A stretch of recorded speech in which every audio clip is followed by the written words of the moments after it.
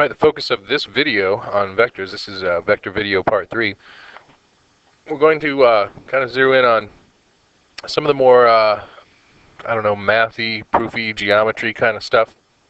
Look at two specific skill sets that we need to possess in order to work with vectors. So for the first, we're going to look at some of the trigonometry and geometry that we've looked at in the past. For example, I'm going to look at this picture right here. We're supposed to find the magnitude of AB plus BC. So here's AB, here's BC, and we're supposed to say, well, if we add those two together, that's AC. What's the magnitude of that vector that results? Now, in this particular problem, where'd it go? There. In this particular problem, we actually end up with, and I'm not going to get into it too much, we end up with a right triangle. And that right triangle then becomes a really straightforward thing because we have this being 10 kilometers and this being 15 kilometers, and it's a right triangle. We can just use the Pythagorean theorem then, 10 squared plus 15 squared, take the square root of that, and we'll have the length h that we're looking for. I changed the problem a little bit just to I don't know, demonstrate what we should be capable of at the high level. And so the idea here is, what if we had a 15 length vector and another vector whose length was 7, and I knew that they separated at an angle of 100 degrees. Then what would be the resulting vector AB plus BC, or AC? And in that situation, we should recognize that we have the law of cosines. Remember, that's the Pythagorean theorem minus some extra stuff that's created by that angle being not right angle. So if you need to review law of cosines or the cosine rule, you most definitely should. But here's a quick demonstration to find the missing length of that side using the law of cosines or the cosine rule. Similarly, we should be aware that some of these kinds of questions that we'll deal with might involve the use of the law of sines, which is essentially a proportion rule relating the sine of an angle against the side length opposite that angle. So in the event we know that we know the angles between two vectors, and we only know the magnitude of one of those vectors, we can use the law of sines in our triangle work to find any missing other sides that are available. So these two slides here are just put here as a reminder that we may need to use those tools in our work with vectors. So here's some work that should have been in your packet, and it deals with applications of adding vectors together and essentially using ordinal directions, north, northwest, and all that other kind of stuff. See, number 9 would like to focus on, we've got two trucks. They're on opposite sides of the river, and they're pulling a barge along the perfectly straight river, of course. They're connected to the large barge, at one point by ropes of equal length, and the angle between the two ropes is 50 degrees. Each truck is pulling with a force of 1,500 newtons. So this is the picture. You got two trucks, you've got this barge over here, you got a river, and there's forces. Now if we take away some of the clutter here and just look at the geometry that's going on, this blue vector is 1,500 newtons. The magnitude is the force that's being pulled. The length of that vector we'll call 1,500. And here's another one going at 1,500 degrees as well. And the angle in each direction, above and below, is 50 degrees. So if this is 50 degrees, we could take this vector right here and add it over here. The dotted line represents the vector that is the barge being pulled downriver. So we've got a truck pulling in this direction and another truck pulling in this direction with equal force. The net result is the barge will head down the river this way at a magnitude as long as that dotted line. So once again, the purpose for putting this together is to represent that to answer this question, we need to recognize an isosceles triangle, 1,500 by 1,500, with a 130 degree central angle, and we would ultimately be using the law of cosines, or the cosine rule, to find the magnitude of that particular thing. Now it also said the direction, and so for the direction, what we would need to do is to basically find the angle that's headed in. But anyway, I'm not doing that problem for you, but simply trying to illustrate how when we add two vectors together, if we know their angle, that is the direction by angle terms, and we know the magnitudes, then we can use law of sines and law of cosines to help us solve those particular problems.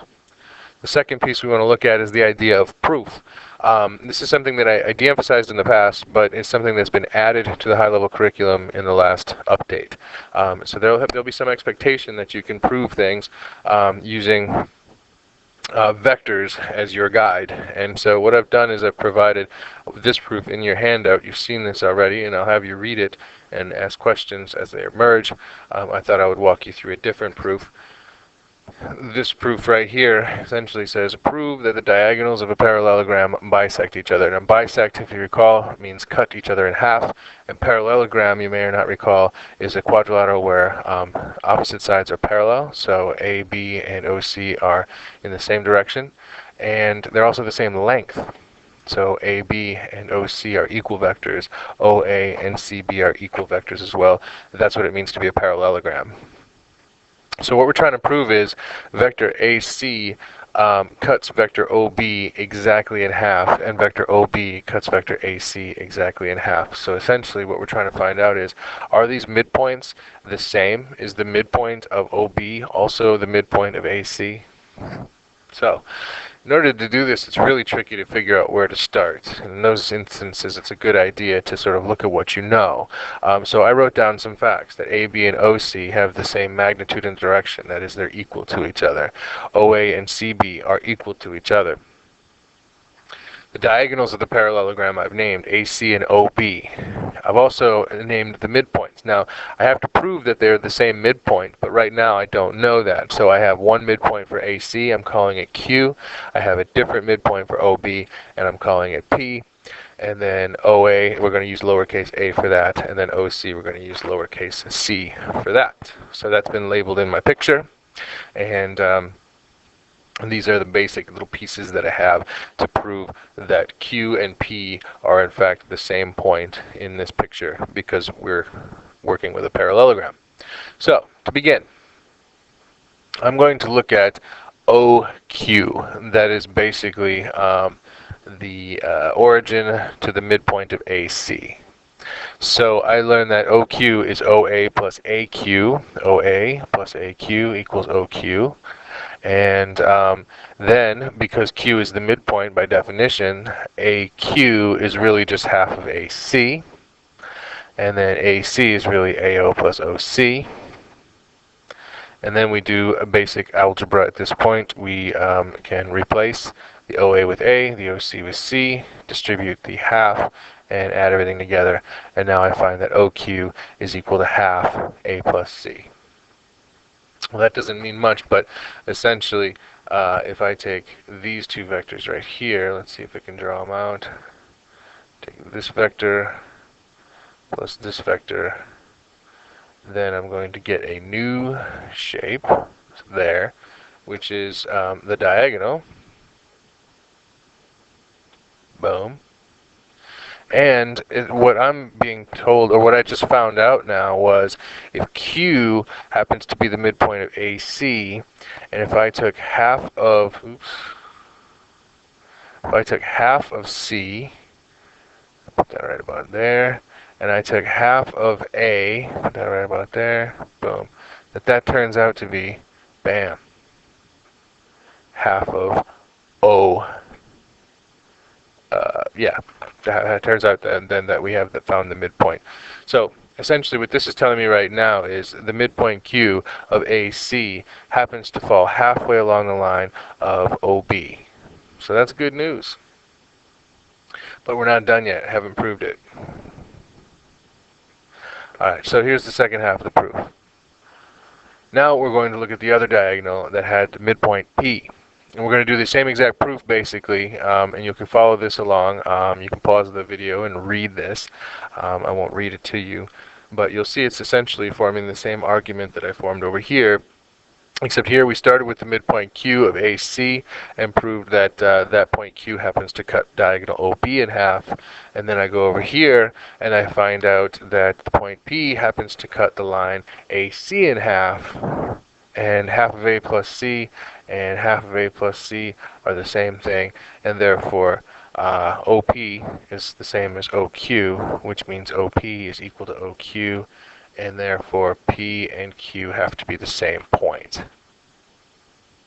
since the bisector of each diagonal is at the same point, then the diagonals bisect each other. Now that's pretty abstract. It's a pretty heavy stuff.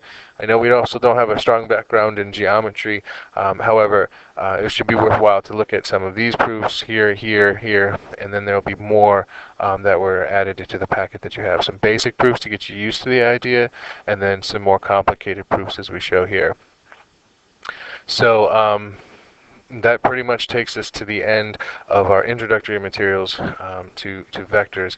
The vector work that you're going to see in more practice is going to have a little bit slightly different look to it. But we have to have those fundamentals worked out. That is, using vectors to prove things, using law of sines, law of cosines to find missing parts of vectors, and adding and subtracting vectors and the language associated with it. So there you have it. Enjoy.